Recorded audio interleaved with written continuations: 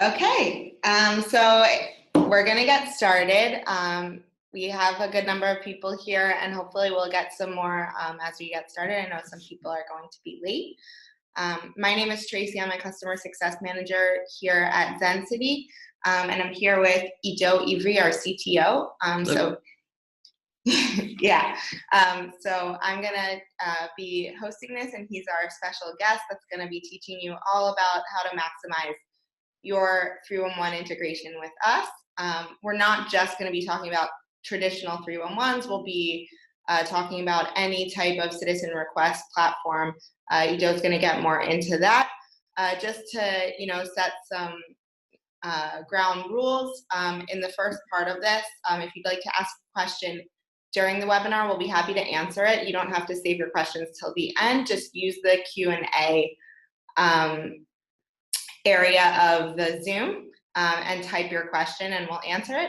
Once we get to the end and we'll have more of a discussion, you can raise your hand and then everyone will be able to talk to each other, and I think that will be really nice. We are a unique company in that we only work with municipal governments, and since we only work with that one industry, I think having you all in a room together to talk about shared best practices about using us and about anything else is a really unique opportunity that I'm really excited. This is our first client webinar, and it was actually an idea of a client, and we're so happy to be doing it, and we're happy to have you here with us. Yeah, so. Okay, so Ito, take it away. Thank you. So it's great to be here, and thank you for your time. We're here to talk about 311, or in general, resident service requests. And what we'll cover today is the basics, what they are, and some interesting facts about 311 in general and about service requests. And then we'll get to the main course, which is how you can use the Zencity platform to derive more value from connecting your 311. And at the end, we'll have a little sneak peek of something that we're contemplating on doing. And I hope you stay at the end, until the end to see that. And I'll just say throughout this webinar, I'll use 311 and resident service requests interchangeably. I hope you forgive me. And when I mean a specific kind of them, I'll just say that. Okay, so. Okay, so what is 311 requests, and what are resident service requests, and why we think they're important?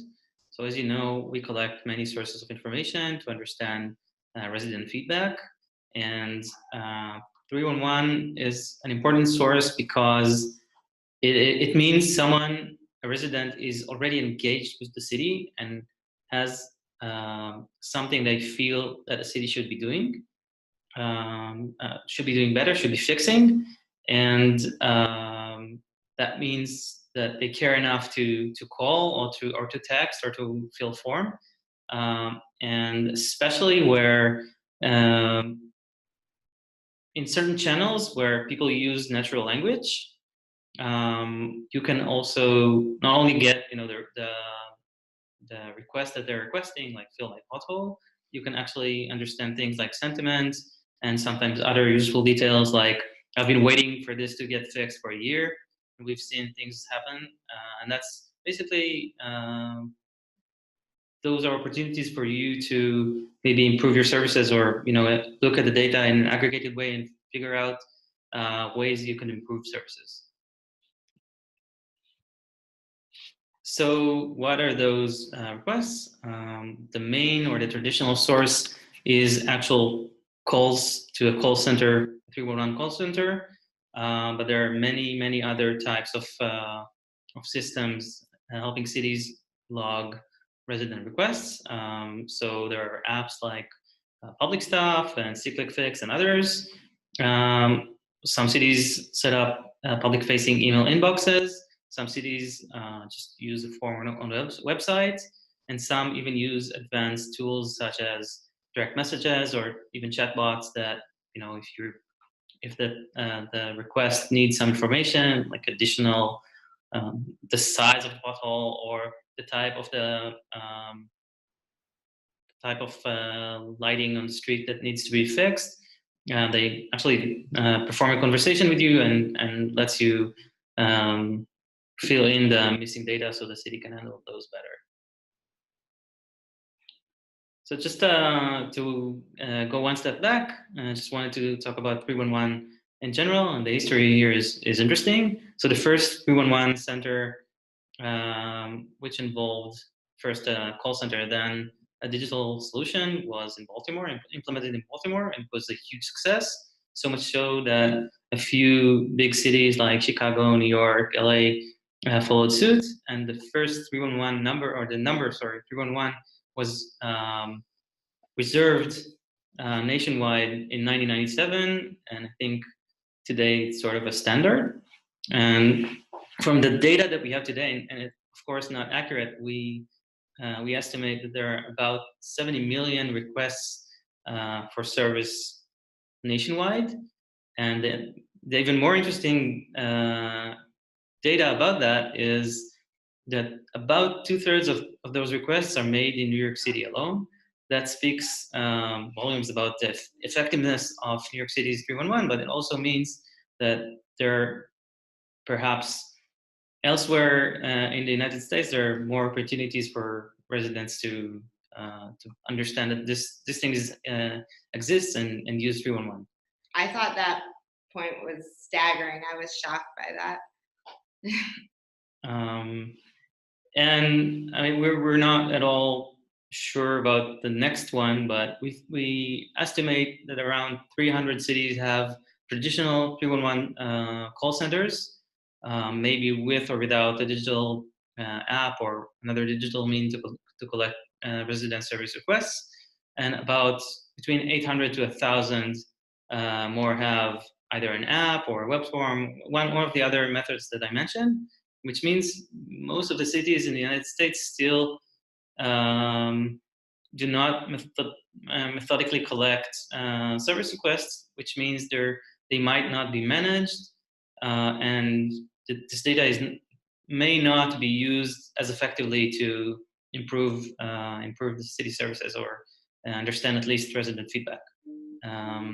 And the last point that I want to make is, especially when there are call centers, what was surprising to me, and perhaps people here with 311 centers know that from the get-go, but when people call to 311, oftentimes they just want to ask a question, like what are the opening hours of the library or how to pay the water bill.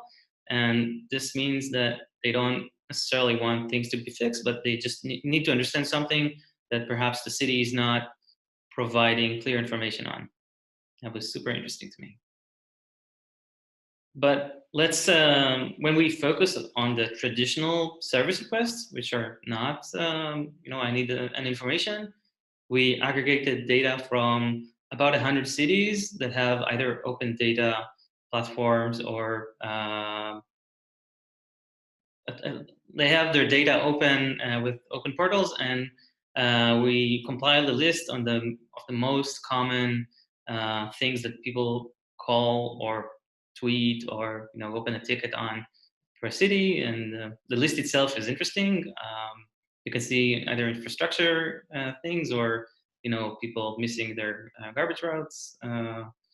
And I think in general, it just, for me, this list is a very good embodiment of cities being an organism that needs to be cared for, and cities like local governments everywhere are tending to that, and it's beautiful. Ido's a little bit of a 311 geek, if you couldn't tell. True. So now we're going to get a little bit, that was just a little bit of some background info, but now we're going to get more into what you guys can do with your 311 integration, or, like Ido said, we're using that as a catch-all term for any type of citizen service request that you might be using or want to be using with Zencity. So these are some of the things we're going to go over. We're going to discuss kind of 5 different ways you can be using this. And then, like Udo said, a sneak peek of what's coming next. So, yeah, so Udo, could you tell us a little bit more about how you can use Zencity to follow trends within 311? Sure. So once 311 service is connected, or the CRM is connected to Zencity, what we do is we aggregate the requests in the topics that we use on our platform to actually classify social media. And what you can do with them is immediately understand the topics that have been trending for the last day, week, month, year. But you can also do other interesting things like keyword searches, or look at the graphs and see spikes in demand for specific services. And that's useful when you're trying to figure out a way to sort of escape the single request and look at the data from a big bird's eye picture. view. Yeah. So to do that in the platform, you would just want to, if you wanted to just look at your 311 data, you could go over to this source filter over here and click on City Hotline. And then everything you'll be seeing will just be the 311 data for that time period. So right now it's 7 days. You could switch that over here. You can see the breakdown of trending topics. Everything gets updated, like Udo was saying. You can look at the peaks, and you can even do that within a specific topic. Moving on, could you tell us a little bit about sentiment in 311 requests, and when we can show sentiment and when we can't show sentiment? Sure. So I would divide the data sourced from 311 to 3 different subsources. One is phone calls, where usually there's a service rep on the other side, listening to what the resident says, and just he or she writes down the resident requested their pothole to be filled. And in those cases, we can do very little, just understand the category, and that's it. But where people either use Twitter, for example, or some apps where you can type in native language, we can see things like, please, dear city of whatever, I have a pothole in my street, please fix that. Or we can see, I've been waiting for 3 weeks for you to, do something. And we can actually glean quite a lot of, we can analyze sentiment, we can analyze urgency of those requests, and I think that makes a difference. Yeah, so what you're saying is that when it's a call that's being recorded by a different person, it doesn't carry the same sentiment that the person kind of complained in or Yep. didn't complain. But when a person is typing it themselves, then we're able to evaluate the sentiment just like we do with any other time. True. So yeah, so when you go on the platform, a lot of you, when you do this filter, will see just gray here, because our default, because of the nature of 311, is to take sentiment off. However, if you're using an app like that where it's people just typing things in, and you'd like us to turn the sentiment on, we can do that. So you can talk to me or your customer success manager about that, and we'd be happy to do that. And what about finding unreported service requests, like when people complain about something on Facebook or Twitter that they should have called into 311 but didn't? How can we look at those in Zencity?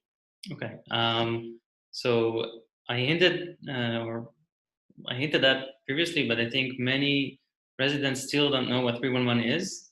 And when they're unhappy, they just go on Twitter and tweet about things that they think need fixing, or they post a post on Facebook. And our unique ability of collecting data from social media, using that, we can set up a project for you to pick up the most common types of resident requests, and you can at least gather the data and figure out what things you're missing, or what opportunities you're missing uh, if you know not enough people are aware. Yeah, so I think a good example of that is in this demo dashboard we're looking at. We set up a project here. If you guys aren't familiar with projects, you should be. They're the best way to collect data on the things they're interested in. And we have one here for potholes, right? So that's a very traditional kind of issue for 311. And then we're able to see, right now I'm filtered on city hotline, so these are the only the city hotline sources. But you can also see that there's a lot of social media here, Twitter, about potholes, and that's a good way. You can use the search to type in any other hot items or create, a catch-all type of project for these types of requests, whether it be potholes or trash pickup or anything like that. And that's a really good way to make sure you're looking and finding these types of items that might be on social media instead of mentioning your 311 service. And I just want to add that when someone calls to 311, they expect their request to be fulfilled. But when people just vent on social media and they discover that they're venting or the thing that they want to fix actually got fixed, they are usually delighted and pleasantly surprised by that fact. Yeah. And I think there's a lot of value also in comparing trends on social media with 311. Can you talk a little bit about that? Sure. So the reason that we use the same kind of categories when collecting both social media and 311 is um, although conversations on social media may differ greatly to 311 requests, which are usually abrupt and I just need that fixed. It's interesting to see what people are saying about, for example, sidewalks in the city in general, and if people are showing an increased positive sentiment, and that actually is reflected in the number of 311 requests that are being fulfilled, about fixing cracked pavements or freeing unblocked pavements. And those things are interesting to overlay. Yeah, so I think that fits in nicely also with our next point. Oh, did I skip one? Yeah. So that a lot of times with 311, you know how many requests you're getting and how you're handling them and how fast you're handling them. So you know your output, but you don't always know the outcome. Are residents satisfied? And that's something that a lot of times by drawing that correlation, by adding in and seeing the Zencity data together, that's something you're able to use the platform for. So again, just going back to the platform, right now I'm seeing all of the data, but I can look at, city hotline and see those interactions. And I see I have peaks here about, 9,000. This is in our potholes project. And if I want to switch that to compare it to social media, I can switch it and see that there's kind of around the same number of interactions, different, on the sentiment. But that could be, really interesting to look at those differences. And if I wanted to put those pictures next to each other on a report, I could just save them as a PNG. And at least my expectation would be, if a city sets up a goal to improve service on a specific type, that the sentiment around that issue on social conversations would improve. I see we have a question from an IT perspective. How is 311 integration set up, for example, for website forms or public email? Okay. So it actually differs by the source and by the IT setup of the city. The usual case is that form is connected to a CRM, which that has an API, hopefully, that we can get data from. And if if that's the case, which is really the most common case, then we connect to the API and we define together the data fields that we pull, like the description, the date of creation, location, um, and I think that the category or the topic. And I think in some cases we don't have that. We either have an app where everything is available and we need to pull only personal information, or City does not have anything really. They have like a solution without an API, and in those rare cases, we either ingest content with a CSV or an Excel that is provided for us periodically. The bottom line is we have never encountered, I think, a 311 service that we could not connect to yet. I hope that answers the question. I'd be happy to elaborate more. Yeah, we can discuss this more in the questions part. I think other people might have similar questions about their specific connectors. But just to finish up on what we can do with once we are connected, can you talk a little bit about the geolocation and looking at it on the map? Sure. So one nice thing about our platform is we can show the data or geolocated data in every type of geographic distribution that is interesting for the city. So it's either council districts or neighborhoods or other types of divisions. And once we do that, we collect data for 311. Obviously, we have a lot of geolocated information. We can, for example, show the most prominent or leading types of requests for per neighborhood, or for a specific type of request, what's the intensity that people have been complaining about in different types of the city, different areas of the city. Right. So if we look at the platform, you can go to the map in a big version over here. You have it in a smaller version on any of your dashboards. And if you want to just look at 311, you can use that filter I was showing you earlier over here.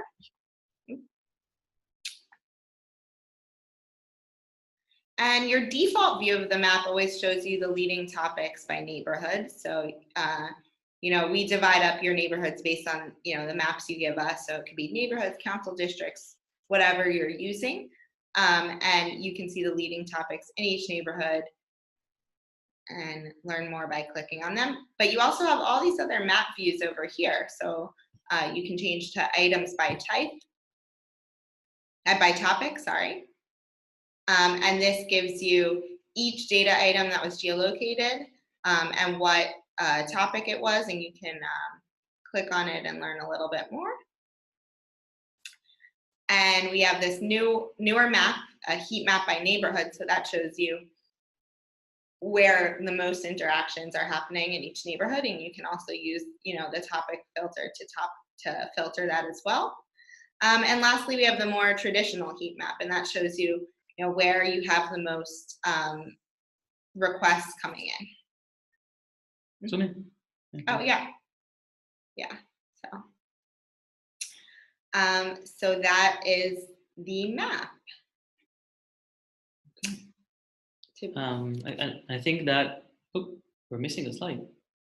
Yeah, somehow we're missing a slide. Oh, what just happened? I can improvise if you want. Yeah. Strange. Yeah. So that sums it up for the things that we do have. And one thing that we're contemplating is for some of our clients have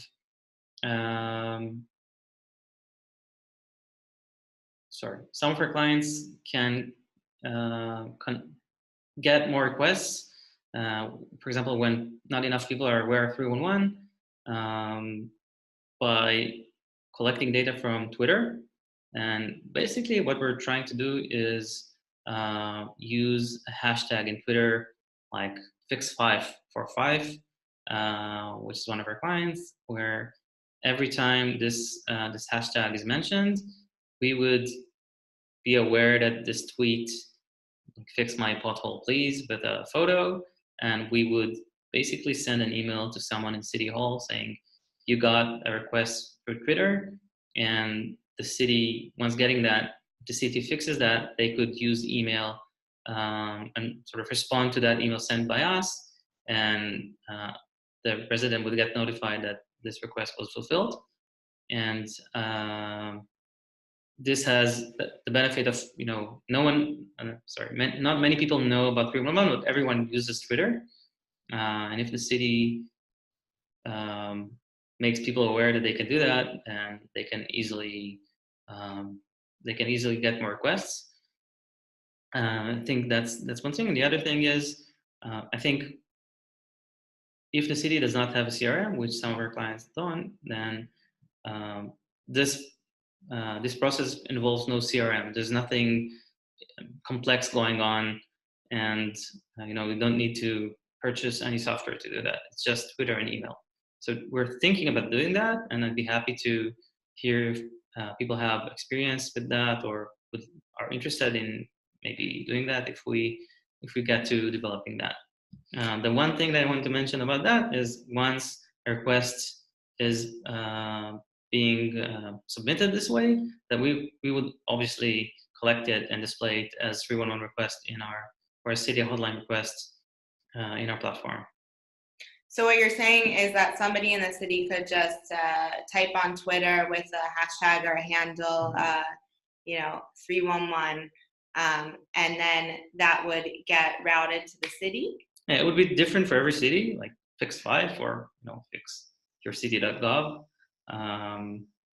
Yeah, very cool. We're really excited for that. Okay, so we're getting some questions coming in, but I think now that we're at the end in the more discussion phase, we can move to raising your hand, and I really would like to get you guys talking. So, maybe Michelle, I see you're asking some questions here, but I'm just gonna have you ask them to the group yourself, because I think that will just bring in more of a discussion.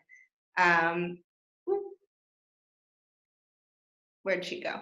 Oh, there. Here. Yeah, you raised your hand. I see. Okay. Hi, Michelle. Hi, Michelle. We can't hear you, I think. Something. Okay, we can try to go to the chat and figure out what the question was for this one. Yeah, so I don't know what's happening. But Michelle asked us, she's interested in how other cities with 311 contact centers are utilizing Zencity. Do they produce reports for departments from Zencity? How many departments have access to use the software? So the first part I can answer quite quickly. So basically, as I said, if you mean the CRM, we just connect to the CRM to a specific, if it's Salesforce, for example, then the city would set up a specific form that we could pull with the certain fields. And I remind you that we don't collect any personal information. So we basically collect only the content of the request and the location and the date of creation and all that, and not the profile or the email of the submitter. And when we display it, and we allow only all those interesting views that you saw earlier. Reports? Yeah, no, I mean, I'd love to get some other people talking. Is there anyone that would like to volunteer to talk about how they're using Zencity, especially with regard to 311? Are you guys producing reports? Are there any other questions? You can now raise your hand and then hopefully be able to talk. Any takers now? So I think we do have some cities that are producing reports. Like I'll show here, some of the easiest things to do in that regard is that, if you want to produce your own reports, you can again use that filter that I showed you, and then use the export button just to, get a general report of what's going on in 311 in any given time period. And that's something I think a lot of our clients are doing. And yeah, I think that's Yeah, we had a couple cities that would, produce reports for a specific department like Parks and Rec, which contain both the either trends or the most recurring types of requests for parks, and also the prominent conversations on social media. Oh, we're getting in the chat here from Sarah Hancock in Chapel Hill, North Carolina. We don't have a plan yet for reporting, but we are looking into it with the heat maps. We also plan to use it in conjunction with our weather events as projects. Sarah, do you want to talk a little bit about that, maybe? Yeah, that's super interesting to me. Sarah? Oh, here. Yeah, can you hear me? Hello? Yeah. Yes. Yeah. So just to give you an example of that, so whenever we had Hurricane Florence and then Hurricane Michael back to back within a month, a lot of our reports for downed trees, flooding, power lines down came through See-Click-Fix. So of course we're not wishing for another hurricane to happen, but we're expecting it to happen. And so my hope is that whenever those type of events come around, we can actually set up the project as the hurricane, X, and then integrate that data into the project and be able to get a better picture of how we're responding to things and be a little bit more proactive about understanding the social media feedback next to what we're seeing in See-Click-Fix. I hope that makes sense. Oh yeah, Michelle is just asking where you're from, so I'm just going to say it again. You're from Chapel Hill, North Carolina.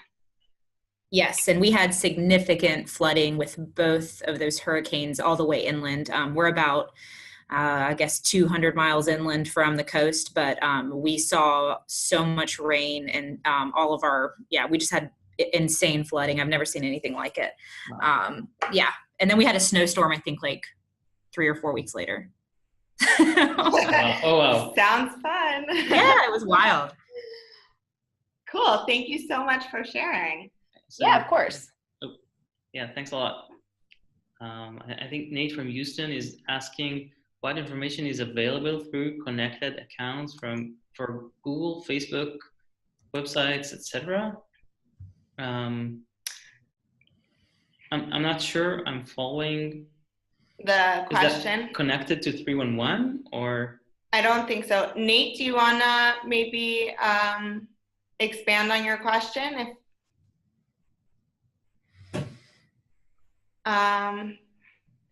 Okay, I think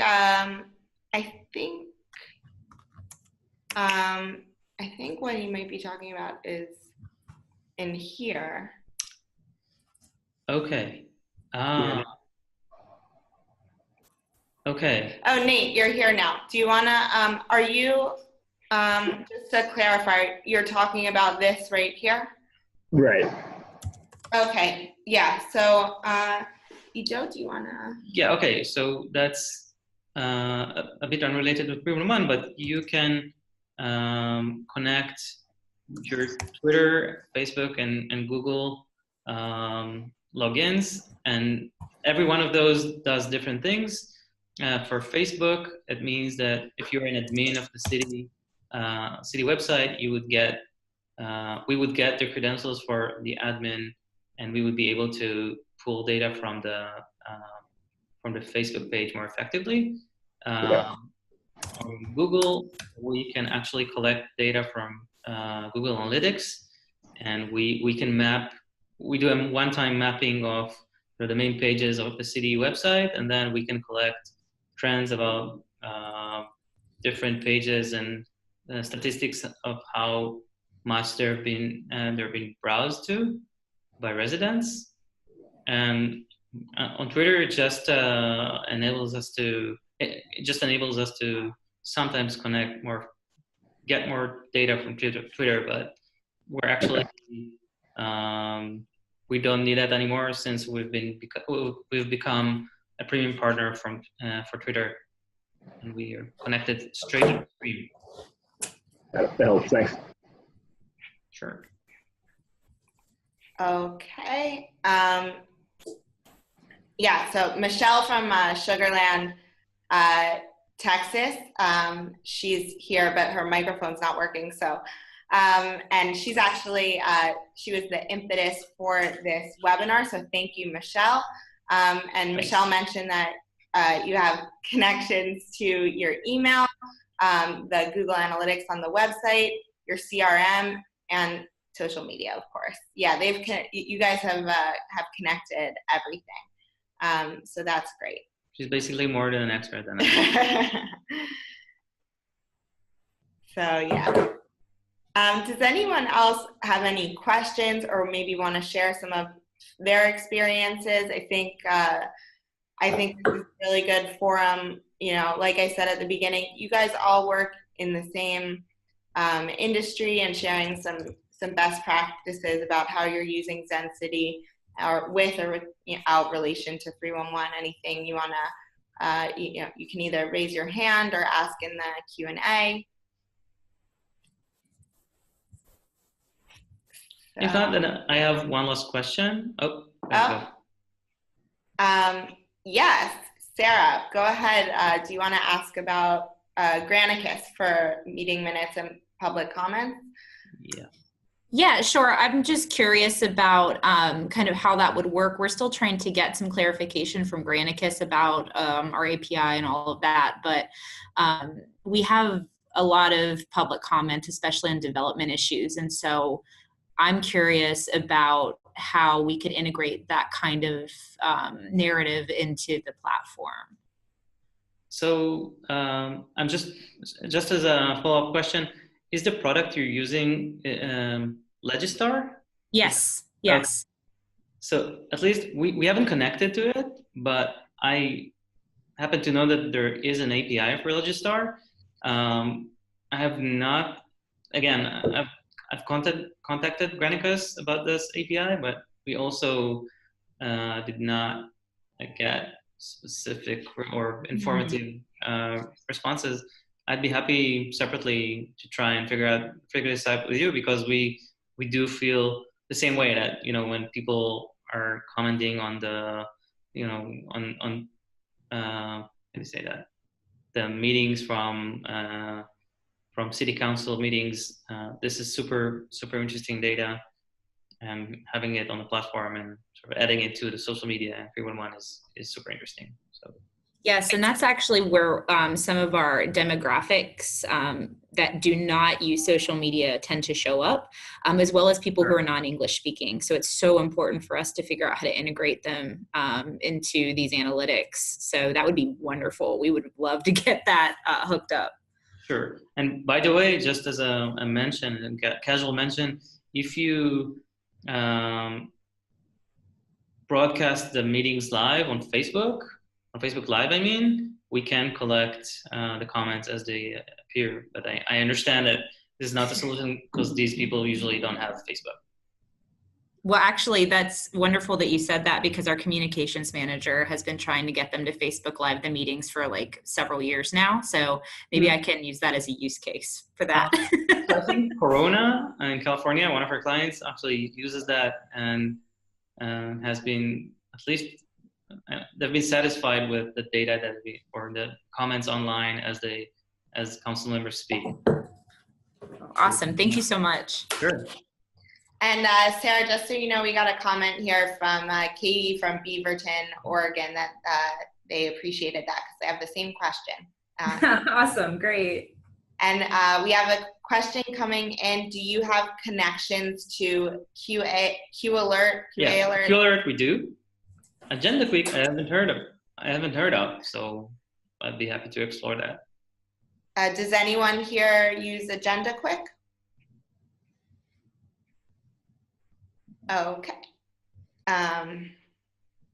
we can connect to the QAlert API. It's, I don't remember the specifics, but we either need a key, like a token, maybe a username.